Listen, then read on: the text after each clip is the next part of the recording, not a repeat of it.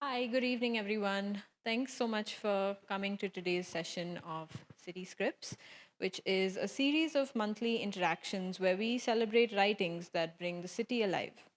These monthly events will culminate in an annual 3-day festival in May.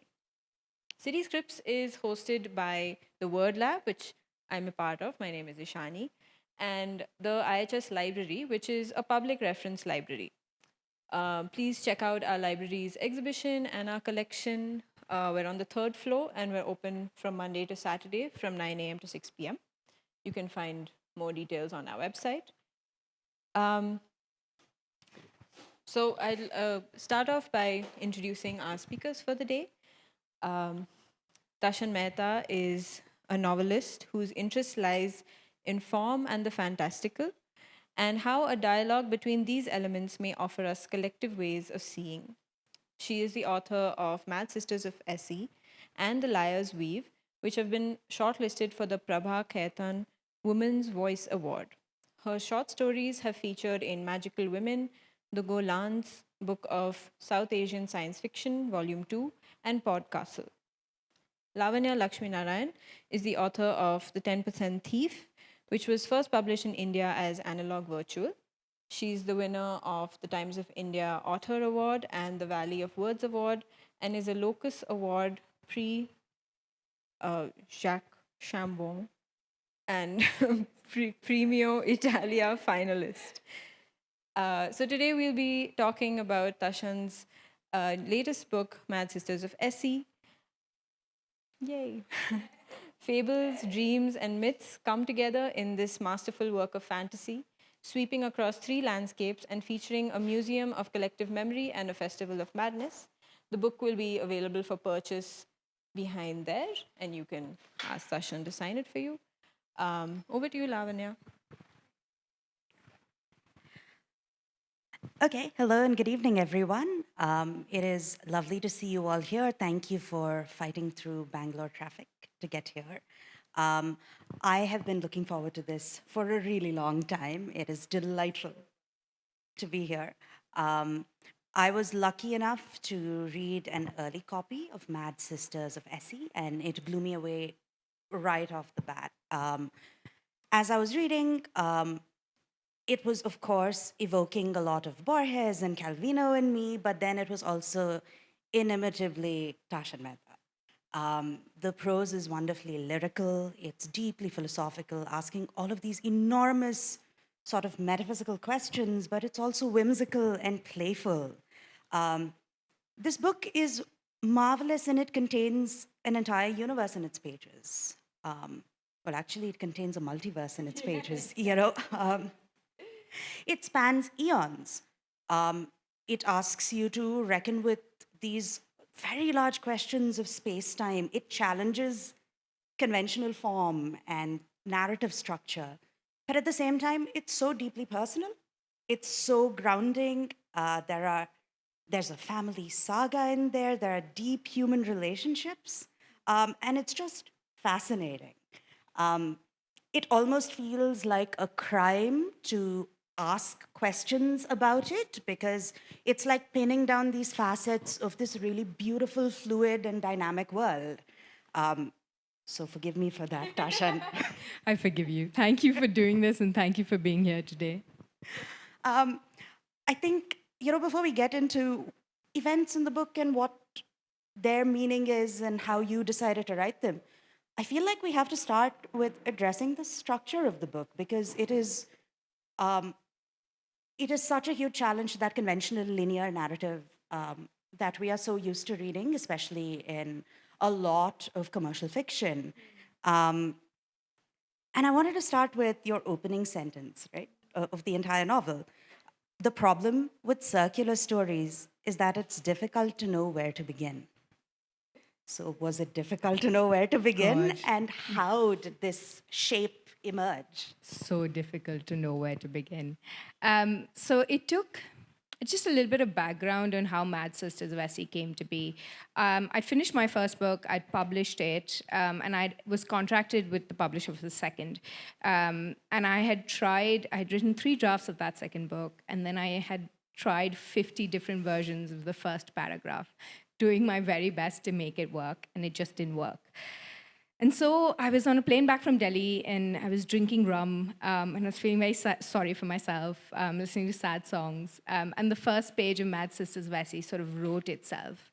And I went, okay, there's something alive here. There is an idea here that's truly, that can become something. And then I just chased that. I didn't think about structure. I didn't think about form. I just went for it.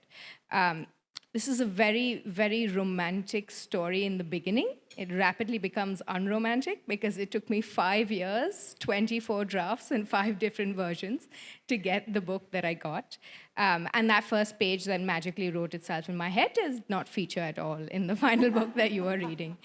But I think that what happened with Mad Sisters of Esi and what I was struggling with so much with that second book was my imagination had sort of failed. I was seeing in this stuck camera view, like I was watching a play sort of happening on the stage, and I just couldn't imagine different ways of thinking. I couldn't imagine different ways of the story sort of sorting itself out on the page. And I felt trapped. I felt like we had lived so much in narratives that those narratives were writing themselves for me in the book. And the book didn't want that. The book didn't need that at all. And so the whole journey of creating Mad Sisters of Esi was just consistently asking myself, how far can we push structure? How wild can we make it while still making it coherent? How far can we challenge the reader and make sure they don't put the book down? I think that was the number one most important thing. And it took so long. It started out as a novella.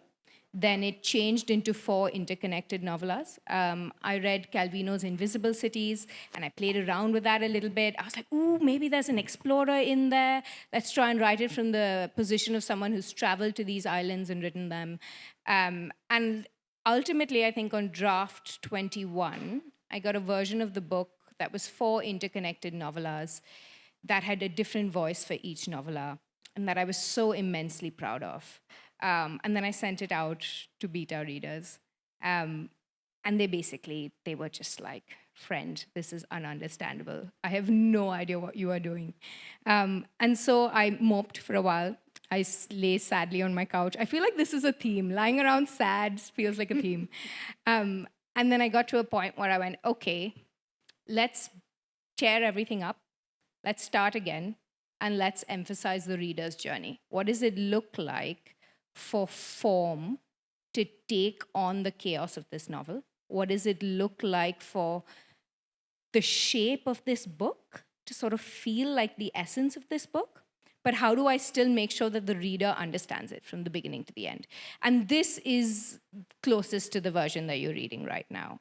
So I think in structure-wise, we sort of end up, it is a circular story. It was not easy to know where to begin.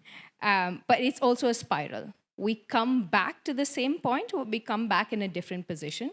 And that was really important to me because it's very much about people coming back to places, and both they and the places are different. And if you actually look at the structure, it looks a little bit like the rings of a tree. You've got the central story on Esi right at the center. Then you've got 2 interconnected stories about Oida. And then you've got the Whale of Babel, and you start here and you sort of end here, which I was very pleased by. It was a complete accident, but I was very pleased by it. I love the visual of that. And now that you describe it that way, I can't unsee it. That's what I'm going to carry with me everywhere. And it's really interesting the way you construct it, because we start at the outermost ring, right, with the Whale of Babel. And we start with Myung and Lale, who just happen to be sisters. And through the novel, there are so many deep meditations on family, but specifically on sisterhood and the relationship that you draw between them. I have a sister. It's tremendously relatable. It's they're such different personalities, but their relationship is so deep. And not only is their relationship deep, but they kind of draw you into the rings of the tree while you travel with them on their journey through the book. I wanted to talk about that, sisterhood, family, grounding this whole novel that's set in this metaphysical multiverse. How did that emerge? I think you hit the nail on the head when you said grounding, because what is the one thing I asked myself, what is that one thing that would pull the reader through? What is this sort of rope and this line they can hold on to while the book is sort of, I don't know, throwing academic texts at you and just like making things a dream and doing all sorts of funny things. And for me, it was very much the concept of identity and belonging. And when I started writing this book, it wasn't about sisters. It didn't begin, it was about just two people in a whale. And it was about loneliness and about sort of finding people who can sort of make that loneliness better. But the more I started working on it and the more family started becoming integral to it, sisterhood became the core. I have a sibling too. She's right here. That's my sister, taking videos, as good sisters do. And I think to me, a sibling relationship is one of the richest family relationships you have, because you're born to them, like they're there, but you also at some point have to choose them, because they are people who will go through your entire life with you. And they are also experiencing the world similarly to you in a way that your parents can't, because they come from a different generation. And I find the richness of that you have a shared childhood, a shared way of growing up, a shared way of seeing the world. And yet you're two completely different people who ultimately at some point have to look at each other and go, actually, you know what? I do love you. I love you deeply, and I want you in my life forever and ever. And I think that richness is something that I wanted to sort of dig into. What does it mean to choose somebody? How long do those bonds last for? What happens when you change? How do you really cope with that sense of change? So I found that really rich, essentially. And then once you talk about sisters, you get to talk about family. And once you start talking about family, then you're talking about belonging, and you're talking about identity, and you're talking about inheritance, and you're talking about personality switches. And all of that feels, the interpersonal to me is so cosmic in so many ways. And so rooting in that was really, really easy for me to just kind of go, this is really just a story of two people. No, I love that, because there is something entirely inexplicable, the same way the origins of the universe are inexplicable in the human relationships you can build, especially when they're as close as a sibling relationship. I wanted to, when you said the origin of the universe is inexplicable, I've had a lot of people come at me or ask me, why is the magic in this not really explained? Or like, what are the rules of the magic system? How exactly does it work? And I was like, the world is inexplicable. Like, we don't know, we know so little, like a tiny, tiny amount. The chances that the characters know how the magic in this book works is zero, like zilch, because they don't even know how the world works. They're still trying to figure it out. So I love that you picked up on inexplicable, because I do think so much of what we love and what we foster is inexplicable. This actually brings me to, in the true spirit of the book, right? Kind of bridging making these massive space-time jumps. This brings me to the notion of creation in this book, which is such a strong theme, not just in this, but in all of your work. I think your short story in Magical Women, there are parts of The Liar's Weave that go there. Your notion of creation as this active madness, right? Now, there is a point in the book, not a spoiler, it's on the back cover. You encounter a festival of madness, and that is very intricately linked with this yearning for creation, for building something all of your own. That's fascinating. Again, it ties back into being inexplicable. But talk about that, because this is a theme that recurs across your work, at least in my opinion. It does. I didn't notice it. That's fantastic that you picked it up. It does very much recur across my work. And I think to me, each person is consistently creating their lives. And I don't mean like you choose and you can shape yourself. I mean in everyday narratives consistently. We're choosing what we look at. We're choosing how we understand it. We're choosing how we all sort of knit the whole thing together. And I think that act of creation is so deeply tied to our sense of identity, so deeply tied to our sense of self. And because you and I write speculative fiction, we get to play around with that, right? That very human act of sort of making the narrative of yourself. We get to sort of pull it outside and make it into a power. So in The Liar's Weave, it's a boy who can change reality with his lies. Like he can actively lie his narrative into reality. And in Mad Sisters of Esi, it's the moment you sort of shed the shackles of reality, you have that sort of power of creation. And I think I'm just deeply interested in what that power does to the people I give it to and how it manifests almost always into some form of powerlessness. Because I think there's this sort of, maybe it's just me, but there's sort of like a wish fulfillment of, oh, okay, if my narrative was correct or my narrative was the dominant narrative in the world, then everything would be fine. But actually, the more you live in your own world and your own narrative, the more separate you become from other people and the more isolated you become. And I'm really curious on what that powerlessness looks like. I'm such a mean author. What that powerlessness looks like with my characters. No, but that is fascinating because, it occurs in so many layers and levels all through the weave of Esi, through all of your work, but specifically in relation to Esi. It's as if when your characters let go and allow themselves to be subsumed by their creating or manifesting what they want to be. We view it very up close in parts, but then you also shift the lens and we look at it through the lens of academia, where they are mythologized. There are all these myths and legends running around. As a reader, you feel as if you know these people intimately, and that's not how it happened. But there is this legend making, almost this zoomed out perspective of these larger than life figures.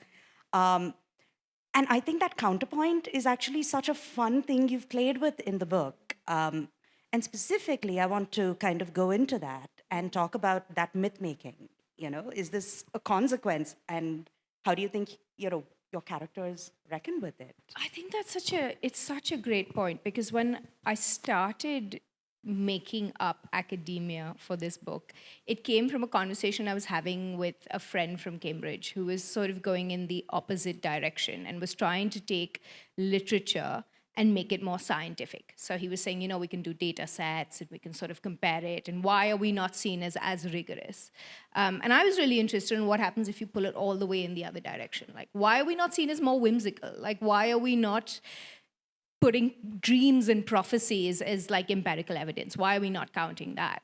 So the academia started from there, but then it became very intimately entwined with this idea of narrative making and how much the past influences the present and how much what we are acting out in the present is already seeded in the past. And trauma theory talks a lot about this, right? Like how your body has already absorbed something in the past and is acting that out in the present. And there are ways in which you don't understand what your body is doing, and there's knowledge beyond you that's already been seeded generations back, right, from your grandmother. And I was really curious about that, and I was really interested on how what we think happened has been sort of taken and changed in legends and theories and myths, and how that sort of echoes back and re-influences the characters there. So to give you a very simple example, the Kilter family is stuck on this shape-shifting island, right? And they've been put there by Mad Magali. And she's put them there for a reason none of them can remember. Like they know it has to do with the sister. They're not entirely sure. It's been like hundreds of years. Everyone's just kind of sticking around because like it's been passed down generation to generation to generation. And it's interesting how myth influences present day actions, how it's hard to sort of shed the shackles of the past and how dominant that past is on you. So it was a lot of fun to explore. I'm glad you brought up the Kiltas because they are such a wonderful, bonkers, relatable family. I mean, they're nuts in the way everyone's family, you can view your relatives in the shapes of the Kiltas. And I think, the way we see the Kilta family, we see them through multiple lenses. There's first Myung, who stumbles upon this living, breathing island. and encounters Blajin, who is currently the only Kilta on there. And, but she, despite being the only Kilta, she's haunted by this past of this legacy. An entire family putting pressure on her for how she should treat this outsider and how they need to behave. Um, I think, again, the family dynamic really acts as this grounding space in the novel, but the island is absurd. And it's doing whatever it wants. And I wanted to talk to you about that because all of your worlds tend to just do what they want in this book. And there's a real beauty to the way you've treated them because your human characters, or human seeming, because I'm assuming they're human, right? They don't need to be. Your human seeming characters treat them with so much respect, as if this is a very kind of deep, personal, meaningful relationship. They're almost tender in the way they view this physical reality, which is so refreshing from the usual anthropocentric perspective of this is just a setting, right? Like, but this setting is living, it's breathing, it's evolving, it has a mind of its own. Why? That's such a great question. So when I started Mad Sisters of Esi, when I was on draft 2, I moved to Goa. And I've spent my whole life in the city. And I've only seen concrete buildings and roads and traffic and pollution. And Goa was, it was like a Hail Mary. It was like staring awe and beauty in the face. And living in Goa as well, we lived in a village which had very entwined ways of living. Like you compost, like if you have maggots in your bin, you learn how to deal with the maggots. In the evening, all the beetles would come and like try and die on my living room floor, like really cutely. So you really bonded, or you at least really looked nature directly in the eye. And then I lived a monsoon in Goa, and it changed. It's honestly, it sounds so ridiculous, but it changes you. I watched a creeper, like literally, grow vertical to the ground, all the way high up with no support. It was just going on pure energy and on pure, like, I can do this, man. I watched like these walls absolutely transform with like lace like fronds, just like one day, like boom, like it was just completely surrounded. And I felt very much like everything around me was alive and everything around me didn't really care that I existed. It was very much this sense of, look, you are tiny, you are small, you are here, you are part of us, and you will leave. Like, this building will be taken over at some point and it will all end, and this lizard is now your friend in the bathroom and will stay there because that's where he's chosen his home to be. Like, it felt very much like nature was looking me consistently in the eye and being like, okay, so you're here. I don't know for how long, but it's fine. And it was so interesting to have that relationship because I realized, of course, every single landscape of here is alive. Of course, every single landscape over here does not care at all about the main story. Like zero cares. It does not matter. We are so minuscule and so tiny. And it knitted also into this sense that I have had for a very long time of we are so small in the universe, right? And everything we do often is just one grand lens to not look at how small we are. Because if you stare at it, it is petrifying. It is genuinely petrifying. So it's the sublime, right? It's terror and awe at the same time. And so it was so interesting to me to make these sort of human landscapes that these people sort of bonded with, but that very much didn't care that much about them and was just always very much like, okay, you're part of us, we love you, but we are much bigger than you. And sort of explore that sort of relationship of what that does to your sense of humanness and what that does to your sense of identity and your construction of self. I just thought that was a lot of fun. That was a lot of fun to read. I mean, it sounds magnificent. That experience you went through, witnessing that monsoon in Goa, it kind of brings me back to what you were saying about powerlessness and how you enjoy seeing what your characters do when power is kind of taken away from them. And that it hadn't struck me to view large parts of the book through that lens. But now I am. So just let's go down that rabbit hole a little bit, right? Um, Myung and Lale, keepers of the Whale of Babel, powerless, and in this incredible whale that is giving them everything that they want, um, and yet almost with the same kind of powerlessness, Myung wants to see what lies beyond. Um, she is driven by curiosity, and Lale is almost driven by contentment or the need to sustain and maintain.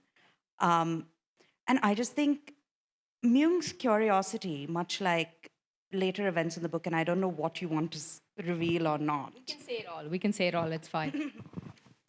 Um, it echoes the curiosity of Wissa, Yeah. who appears early on in the book, and then you realize what her story is.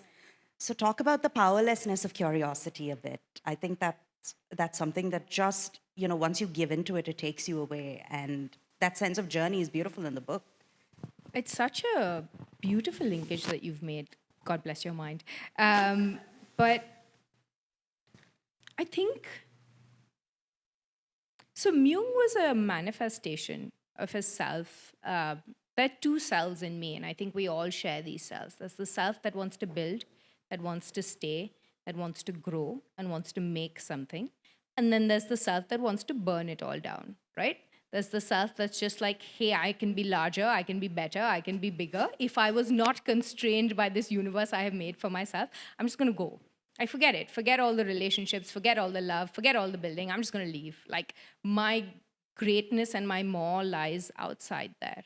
And so she was a manifestation of that. And it was so interesting to me how that sense of I would like to burn it all down doesn't die in her necessarily. And it's this sort of, it's creative destruction. You keep needing to feed it.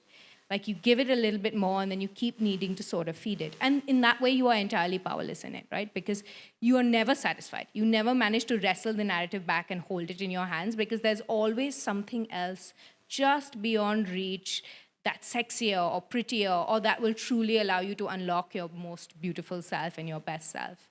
And I think with Wissa, she knew that it would be powerlessness. She knew that if she gave in to the madness and the wildness, she would entirely lose herself. And I think that knowledge gave her power. I think she was just like, we are all powerless. We're so small. Anything we decide or wanted, all power is an illusion. And so she kind of threw herself into that powerlessness, which is why I think compared to Myung, she's so much stronger as a character and has so much more of a voice and a register, because she knew what she was signing up for and she wanted it anyway. And I think she lies, again, in contrast to Magali, who is far more hesitant to embrace the powerlessness of power, so to speak. Yes, exactly that. Yeah. And yet, again, I'm going to bring you back to this because I found this fascinating. They are the myth making of them, the mythologization of them, so to speak. They are these larger than life presences in the Museum of Collective Memory. And going back to all the textures where, you're really running very counterpoint to the reading experience occurs in all of these layers. On the one hand, you're viewing them up close, and the Museum of Collective Memory just throws them on this enormous canvas. And I was fascinated by the fact that you wanted to explore collective memory in this.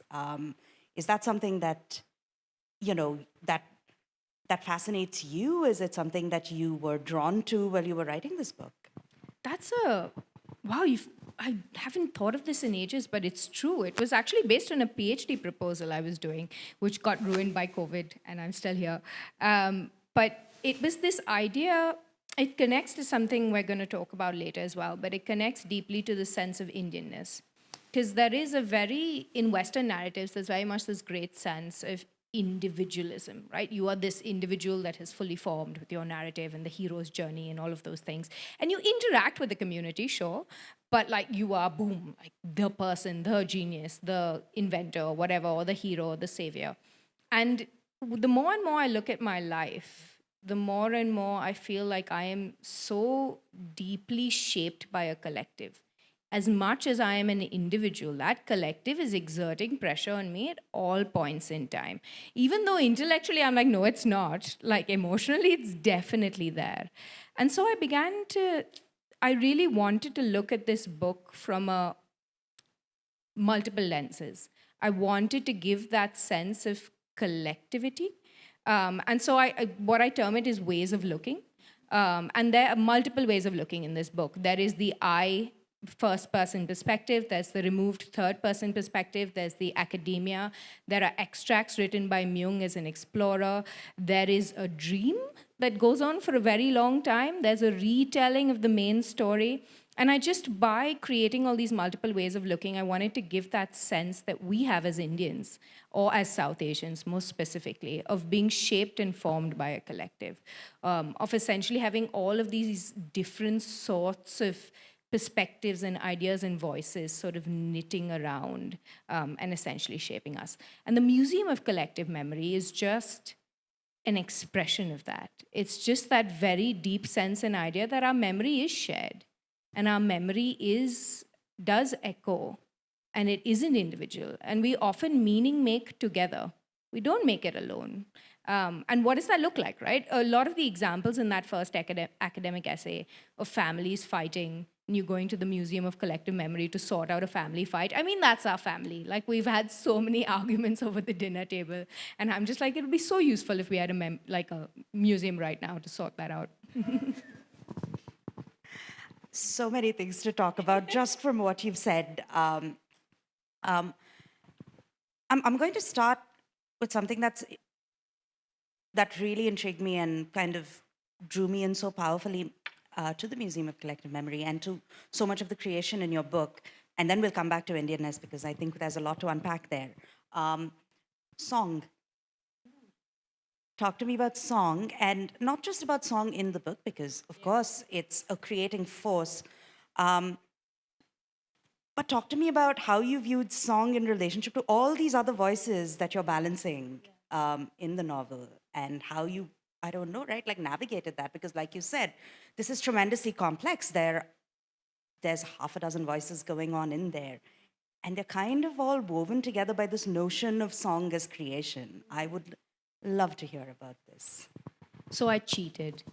I am tone deaf. I have awful sense of, like, I'm terrible at music, just the worst.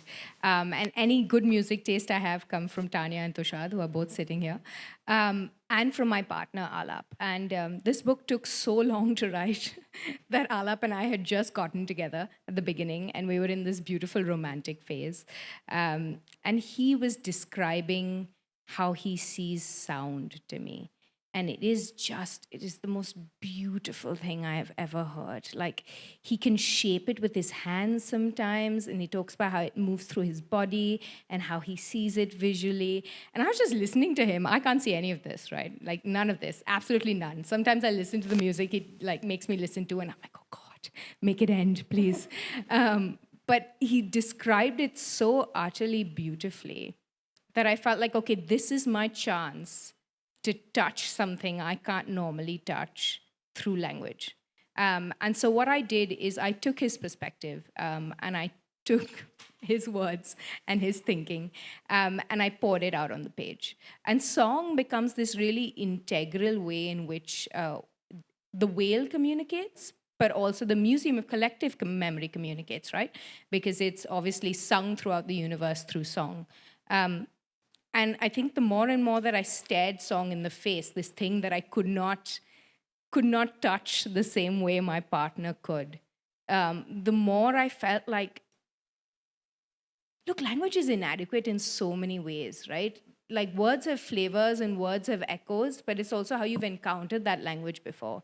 There's something about song that transcends that, and that just sort of moves just to the core of us. It must be something about vibrations, I don't entirely know, but there's something that just gets there. It's this perfect sort of capsule for feeling. And so, as someone who couldn't hear the song or feel the feeling, I put it in the book. I was like, it's just got to be there.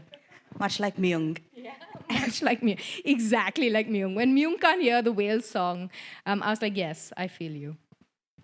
I know, she has to rely on Lale. Oh, it's beautiful. Um, it- but is this how you see voice then? You know, do you feel it running through you? Oh, that's such a great connection. Yes, yes, exactly. My God, I love you. It's exactly that. I feel like a voice is the book is the voice always, and it's sort of this conduit for feeling. The rhythm of sentences on the page is telling you how to feel. And it doesn't really matter that much what you're saying, because if the rhythm strikes rightly, then it will evoke what you need the reader to sort of feel in that moment. That's just beautiful. Um, and how did it feel creating all of these voices? Like were you a conduit for all of the voices that emerged on the page? Because they are so diverse. They're It's such a, so I feel like this draft, the draft I did after the genius draft that I thought everybody would love and that nobody understood, um, was a draft I wrote in 2.5 months, 3 months. It was 140,000 words. My editor made me delete 20,000. She's like, please don't do it. But I sort of sat down and I wrote it from the first line to the last line. And I think the reason I could do that is because it had been 5 years of this story sort of sitting inside of me. And I really do genuinely believe it's not about writing a good sentence, because we can all write good sentences. It's about writing the right sentence. And in order to get the right sentence, you have to become the right person to tell the story. So the way that I see it is that the story is there. It's waiting for you to be less inadequate and figure out your stuff. And your whole process and all those drafts is not shaping the story as much as it's looking more clearly, listening better, and understanding what the story needs so you can sort of pick that soul up and put it down on the page. Oh, that's beautiful. That's absolutely stunning. And I know we've talked about this more informally. I'm a very structured writer. You are a very fluid writer. Let's talk a bit about that process. So, Lavanya, by the way, is one of the very few people I know who can create a plan for her book, then write her book in like 3 months and it still be absolutely fantastic. Most other like writers I know are just like running through the house on fire and unable to know what to do. And Lavanya's like, yes, no, it was a bit challenging, but I think I've got it on the page. And then you read it and you're like, holy shit, she did this in 3 months. What? So yeah, the process of chaos for me is just a lot of lying around and being sad, a lot of feeling sorry for myself, a lot of like saying encouraging things like "you got this, don't worry," and it's a lot of tearing things up and starting again. And I genuinely hope it gets better in the next book, and I just it doesn't take another 5 years, but I think there's something. Discovering it on the page for me helps me keep it alive. Discovering it, putting it in a plan kills it instantly, and then I can't make the words work. I can't make them sit up and speak. That's very kind of you. And then Tashan writes this magnificent, metaphysical, surreal work just by dreaming. It's beautiful. I think there is one thing that we share in common, though, and I want to come back to this because you mentioned it earlier. The notion of Indianness, the constraint of what constitutes Indianness as an Indian creator, but who is writing in this fantastical space. You've created this magnificently complex secondary world. There are themes within it that evoke a sense of India. Your islands could be Goa. They feel like lush tropical landscapes. They could also be lush tropical landscapes anywhere else. Absolutely. And that's okay. The Kilta family feels like your big Indian family, but they also feel like they could be a big family anywhere else. Um, but I feel like in many ways there is always this seeking of Indianness from the external. How do you kind of navigate that as a writer or a creator? Because it's challenging. I want to hear as well more about your journey as well, because you've published abroad, right? And I feel often for an Indian audience raising something like this, is difficult because we're all Indian, so we're all viewing it through the same lens. But when you're negotiating or having conversations with wider literary patterns or vaster literary patterns, often people turn around and go, well, is this book Indian enough? And then what Indian enough is such a white gaze. It's just the most delight. It's like, is there a sari? Is there a bindi? Is there a lotus? Have you got a god in there that we're praying to? And I think I feel like true freedom to tell the stories we want to tell is when you assume we are the dominant culture. And I think a really simple way of explaining that, and Lavanya and I were talking about this, is every single fantasy novel is set in some version of medieval Europe, right? But we don't know it as medieval Europe, we just know it as a fantasy world. And everybody is going to these inns and having a classic dinner of cheese, bread, and maybe some meat. And when I read it when I was younger, I was like, wow, so innovative, like so fantastical, how wonderful. Then I went to Europe and I went, oh, you just eat cheese, bread, and meat. Like, that makes sense. You just put it in the book. And so, what would it be like to write from the perspective of being the dominant culture, where we are the assumption, where people don't read the book and think, okay, what's Indian about it? They read it and think, oh, of course everybody in Esi is brown, because everybody in Esi is brown. Like, that's how I saw it. That's where I come from. And I'm not going to describe their skin to you so you can know that as a white person. It is just the default. And what that can do for our imaginations, how that sort of sets us free. So there are markers in there, very slight markers of, there's a seaside dhaba, for example. There's Feni mentioned. But someone read this book recently who lived the 2019, 2020 Goa with me. And she said, I could see our lives on that page. Every single place was right. I can see what you've lifted it from and how it's gone in there. And I'm like, yeah, because it was written for you. Like, it's the dominant culture. You are meant to recognize it. And I'm not here to signal for someone else who can't that, look, don't worry, it is actually Goa. It's based in India. Hang in there. Like, it is Indian, I promise. I'm truly Indian, authentically. How do you tackle it in your work? I love that you talked about or mentioned the notion of authenticity. Because a lot of the time I have felt, especially in the past, this notion of what makes a work authentically Indian, right? And it is not necessarily a notion that we share. I love talking about how, as a country, as a set of identities, you go 5 kilometers away from where you are right now, and everything is different. The people you meet are different, the culture is different, the foods that are being eaten are different. This is a smorgasbord of experiences and living. But I do feel that, owing to a lot of market pressure, I suppose, there has been a dominant framework of what constitutes Indianness that has been handed over almost from a very kind of colonial, post-colonial kind of gaze. And think about it this way, right? When we were growing up, what we were reading predominantly were books produced outside of India, and books produced in India came to us in translation. I'm talking about reading in English. Came to us in translation, or writers writing from India. We would read them if they were published in the West, until publishing emerged in India as a serious thing. And so our formula of, sort of formalization of what is Indian also ends up being West informed. And that's something we need to challenge, I think. And I love what you say about just the assumption that this is the dominant culture. I'm not explaining why this is a certain way. You know, take my word for it. Nobody explains why bread and cheese. Yeah. Right? Nobody explains medieval castle architecture. Yeah. Why do we have to justify, I don't know, the existence of like a Vidhan Sauda? And why do we also have to justify why we aren't putting things like gods and temples in our work? You know, because it exists in multitudes. For every temple out there, there is a tech park in Bangalore, right? So which India do you want to talk about?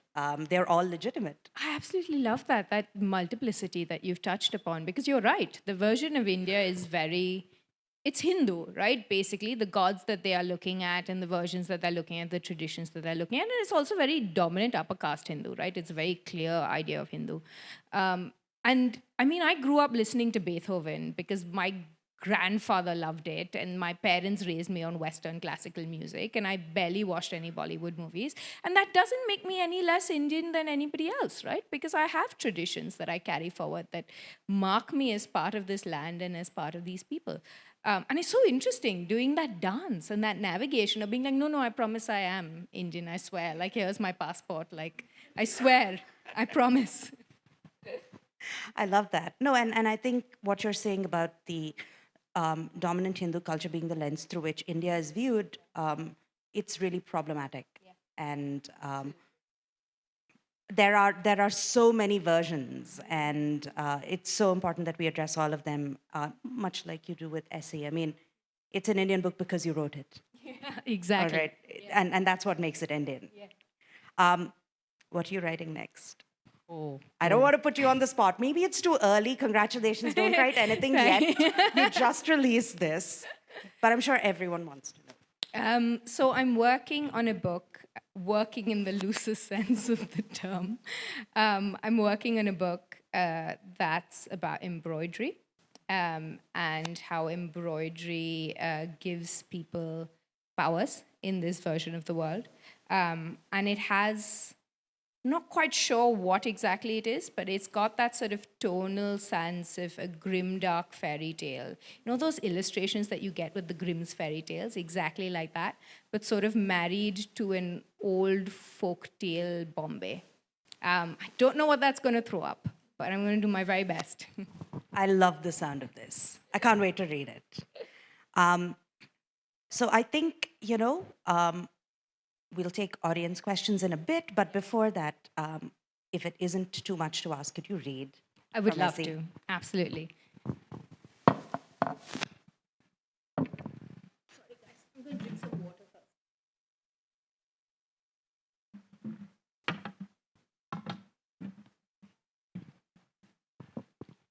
Okay, so a bit of disclaimer. I'm awful at reading, but I've got practice now, and I'm a bit better. This extract is on page 163. So if people have their books, they can read out with me, which is probably better for you. But if not, here goes nothing. The memory again. We are back in the stone structure. Magali is whispering to Wissa in a low, urgent murmur. Only go as far as you can. Don't show off. Most children don't get beyond the first third of the wall, so if you go higher, you will earn their respect. You have to come down, don't forget that. No tricks, this isn't a Skywalker performance. Wissa is not listening. She's looking over Magali's shoulder at the children staring at her. One of them sticks out her tongue. Wissa hisses. The girl scampers. Wissa, Magali says, furious. Listen to me. She won't, but she nods anyway. She's occupied with something we have not yet seen. And now Magali is uneasy. We sense it. Is Wissa nervous? Surely not. She has performed more daring feats at the market. She's walked across threads 50 people high, jumped from trapezes at the top of thin bamboo poles. The other children are not as good as Jin. Some reach the main root cluster but give up soon after. Others fumble in the beginning itself, mistaking shadows for crevices, placing their weight in unreliable holes. Only one falls, from not too high, but his ankle is beneath him, and you can hear the crunch in the hush. He cries into his friend's shoulder as they carry him out.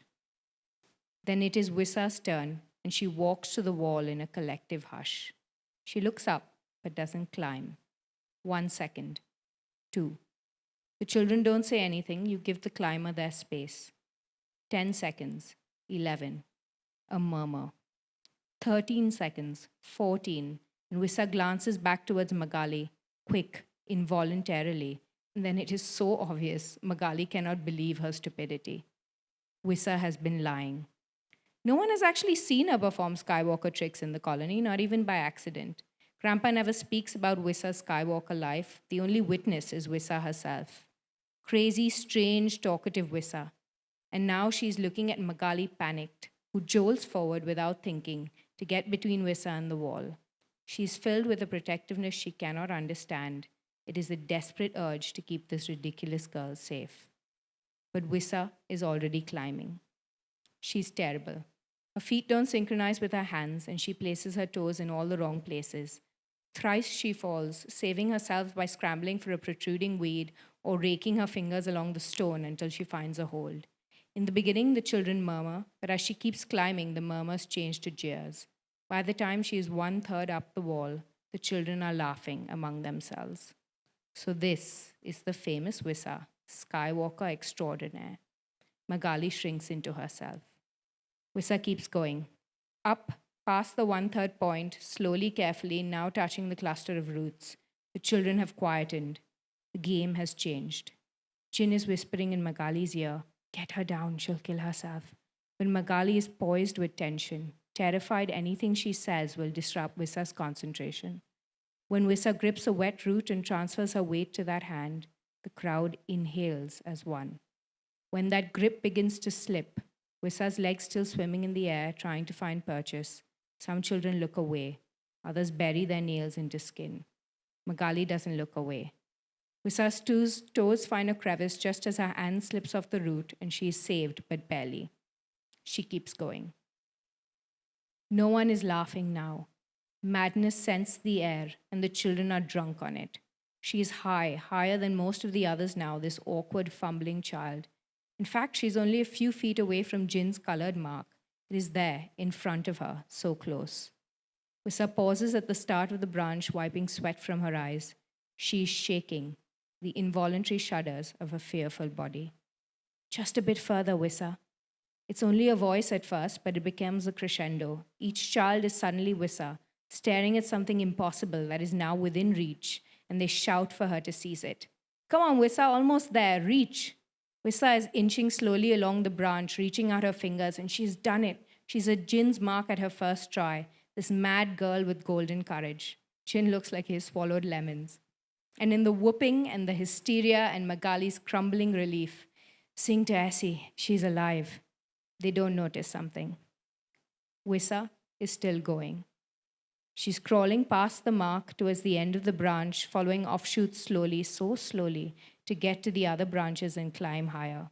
Wissa, Magali says, her voice firm and urgent. That's far enough, come down. Wissa ignores her. Up, beyond what any child would sensibly reach for, and no one is cheering now. Madness has fermented, and danger is all anyone can taste. Fall now, and she dies.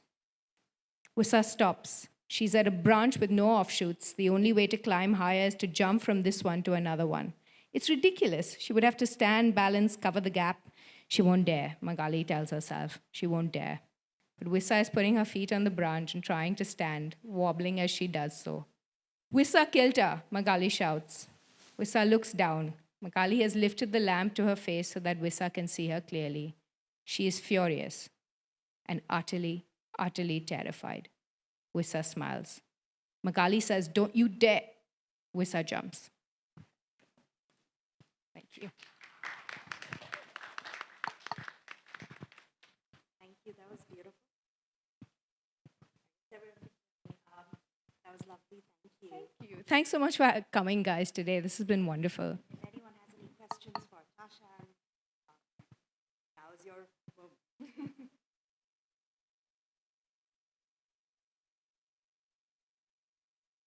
Actually, I have a question. I don't know if you covered it. I may have missed bits of the conversation, so sorry for that. But could you talk a little bit about the cover, please? I mean, it's just such a lovely cover, and I think it's just, I mean, because the world is so amazing. Even while I was reading it, I feel like my imagination was just running wild, and I think they've just done such a lovely job of kind of capturing the essence of, you know, the sisters and the whale and the world that you could possibly sort of enter with it. So just... No, the cover blows my mind, honestly. So we got this absolutely brilliant artist called Upmanyu Bhattacharya, and he did 4 different sketches for the novel that all had different concepts to it.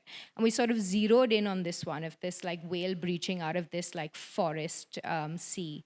And then we sort of put it down on the page, and then he started to sort of color it in. And we went through 8 drafts of the cover. Like Paulamy, my editor, was just superb. They just kept going, no, not this one, no, not this one, no, not this one. Like we kept sort of searching for the right colors to make it come alive, sort of trying to get the font. Mad Sisters of Esi took so long to find. The placement of Mad Sisters of Esi took ages. Originally, my name was at the bottom, then on the side, then on the side again. It's all really confusing. But they honestly kept going at it.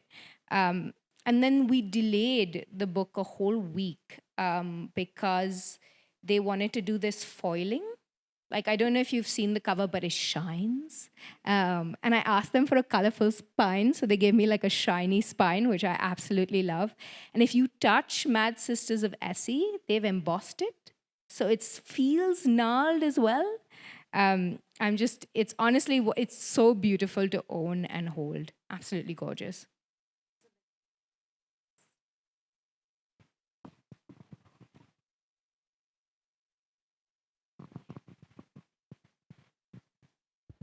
Thank you. This is a book I read by Alan Watts. It's The Taboo of Knowing Who You Are.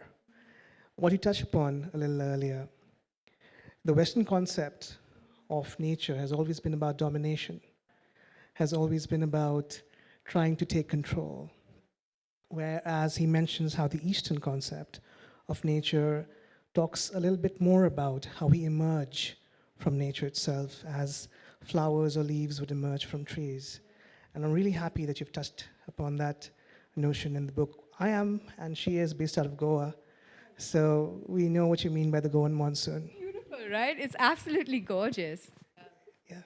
And that sense of emerging from nature was such a crucial part because I think it was Amitav Ghosh who said in The Great Derangement, this idea that nature is a backdrop and we are acting out our lives like in front of it. It's just not true. Like we are part and parcel of it. And so it was really interesting to me to say, okay, what happens when nature influences us? Because it does every day.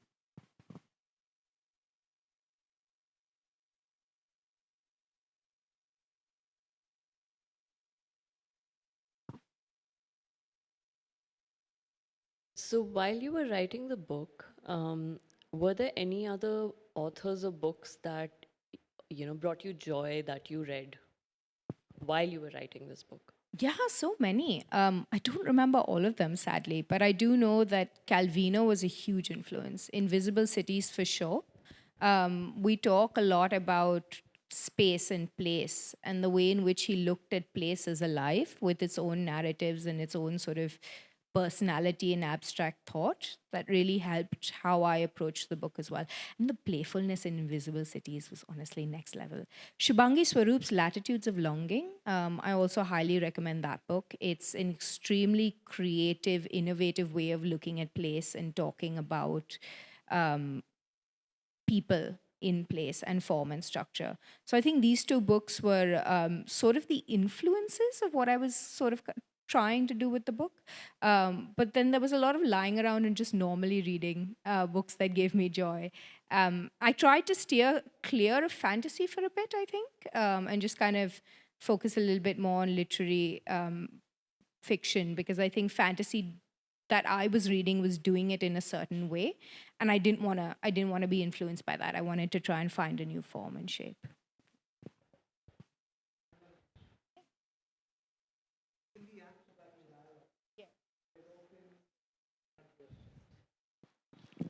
In the act of writing dialogue, there's often a tendency to sound very similar, right, character to character. How do you perfect the act of ventriloquism as you write the book? That's such a great question. I don't know if I've got it right, to be honest. I think with this book, it sort of worked on the page because they've been with me for 5 years and they're extremely grumpy people.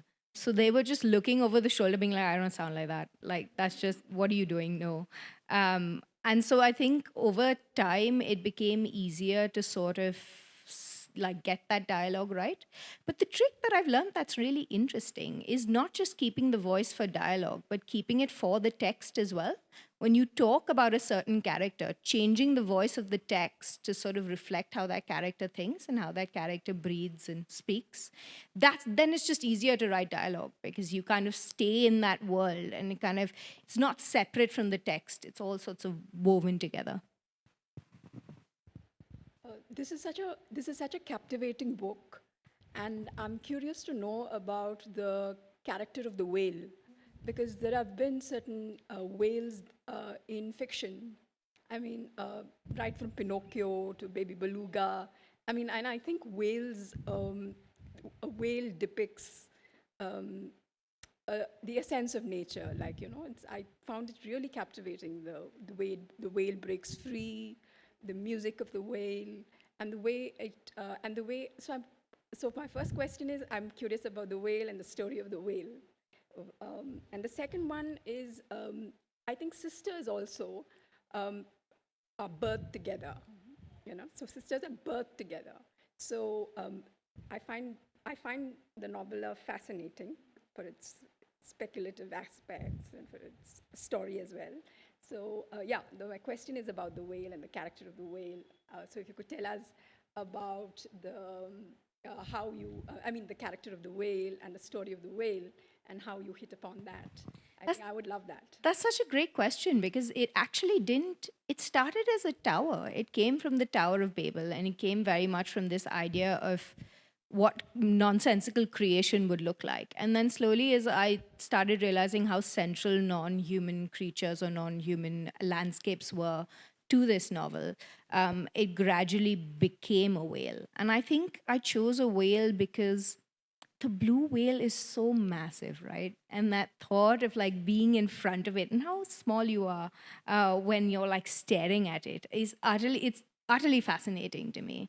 And exactly as we talked about myths influencing imagination, being swallowed by a whale, living in the belly of a whale, like all of those carry that like idea of myth, of wonder, of also gentle horror, but mainly myth and wonder and all of those things. So I think I was trying to tap into those feelings with the Whale of Babel, of this supremely intelligent creature that's far larger and far vaster than us, and that we are sort of living within at this point in the novel. Hi. uh, I was wondering when you're struck by the seed of whatever you're going to write next. How do you experience that? Does it come to you as, like you were talking about the rhythm of a sentence, does it come to you as energy, like, oh, there's a pulse that's this mood or this emotion? So how do you experience that? And the second question is, how do you know, or do you know, if this one's going to be a novel, this one's going to be a short story, this is going to be something else? I don't know. How does that unfold for you? That's such a great question. She's an incredible dancer, people. It comes to me usually as an image, but mainly as a flavor. It's not a feeling, but it's like something alive has happened, and it's there, and it's quivering under this image usually, and then the words that you associate with that image. And then it just takes a lot of excavation and a lot of sort of exploration to know what this sort of looks like, right? So just to give you a very simple idea with this book now, I've settled on this version of Bombay, but originally it was set in a completely different setting. It had completely different characters. And the more I developed that idea or that version of this book, what was alive about it, that energy, slowly started dying, slowly started getting more and more buried. And I went, okay, no, that's wrong then. You need a better home and a better body in which to come alive. So I think what I do most is I just try and keep chasing that sense of what's alive and trying to see what it needs to basically work on the page and transpose itself into the reader. This is sounding like I'm doing a lot of witchcraft, but it does genuinely feel like that. And I've entirely forgotten your second question.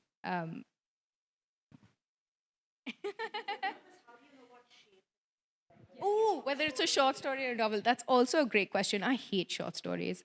I've done a couple, and I'm like, no, I'm good at it. It's fine. I can keep going. I'm not good at it. They're basically novels that have been compressed into 3,000 words, and so I think the first is it has to be a novel. It needs to be a novel, please. But how long of a novel is always a question mark. Like I didn't expect Mad Sisters of Esi to be this long. The genius draft that I thought everybody would love was 80,000 words. And then I had to unpack it for it to sort of be approachable. So I'm hoping the next one is 80,000 words and it stays there.